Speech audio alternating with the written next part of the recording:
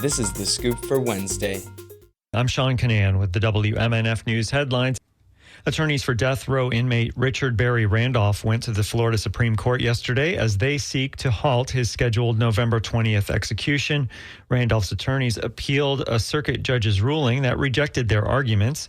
They also filed a separate petition on other grounds. The judge rejecting a series of arguments, including that using the state's 3-drug protocol for lethal injection could result in cruel and unusual punishment. That argument involved Randolph having lupus and potential risks posed by the combination of drugs and the condition. The Florida Public Service Commission approved a rate hike yesterday for Tampa Electric customers. WMNF's Chris Young reports that according to Food and Water Watch, the average TECO residential customer will pay $5.51 more each month starting in January. The move is the next step of a decision made last year to increase rates in 2025 and 2026. A Food and Water Watch analysis finds that the average TECO customer's bill will be 82% higher or $939 a year more than 5 years ago. That's almost $1,000 more that families have to be able to scrap together in just the last 5 years in order to keep lights on in their home and to use life-saving electricity. Senior organizer with Food and Water Watch, Brooke Ward, calls the move a, quote, corporate greed grab game and calls on lawmakers to pass reforms in the upcoming legislative session. Our state lawmakers must prioritize affordable energy reform to put people over corporate profits. Last weekend, the Tampa Bay Sierra Club, Congressmember Kathy Castor, and others protested the rate hike by throwing TECO bills into a trash can full of smoke. Chris Young, WMNF News. Mosaic Company has reported a third quarter profit of $411 million. Yesterday, the Tampa Bay area fertilizer maker posted revenue of nearly $3.5 billion over those 3 months.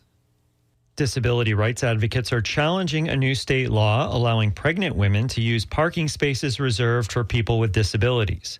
They allege that the expectant mother parking permit violates federal protections. It allows pregnant women to obtain disabled parking placards at any point in their pregnancies. A federal lawsuit filed last week alleges the parking permits violate the Federal Americans with Disabilities Act and other protections designed to ensure people with disabilities have access to places where they can work, attend school, shop for food, and get medical care, among other things. A divided federal appeals court has rejected a request to block key parts of a 2023 Florida law that restricts people from China from purchasing property in the state. In a 2-1 decision yesterday, a panel of the 11th U.S. Circuit Court of Appeals said plaintiffs did not have legal standing to challenge one major issue in the law, and it ruled against the plaintiffs on 2 other issues. The overall effect was to reject the plaintiffs' request for a preliminary injunction. The case has focused heavily on part of the law that prevents people domiciled in China from purchasing property in Florida, with some exceptions. But in the majority opinion, a judge said the plaintiffs did not have standing to challenge that part of the law because of reasons such as not being domiciled in China. Zoran Mondani has been elected mayor of New York City. The Democratic Socialist will etch his place in history as the city's first Muslim mayor, the first of South Asian heritage, and the first born in Africa. He will also become the city's youngest mayor in more than a century when he takes office on January 1st. Also yesterday, Democrats won governor's races in Virginia and New Jersey. California voters approved a plan to overhaul the state's congressional district boundaries. That gives Democrats a boost in their bid to win the U.S. House majority next year. The approval of Proposition 50 could allow Democrats to gain up to 5 additional seats in the 2026 midterms. President Trump is heading to Miami, speaking on the anniversary of his re-election to a second term. Today, Trump will address a forum of business leaders and global athletes. He plans to discuss his economic agenda and recent trade and investment deals made on his trip to Asia.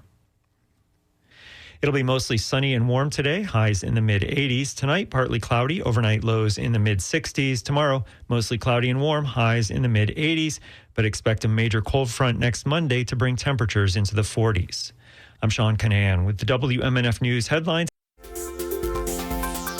This is The Scoop, recorded at WMNF Tampa.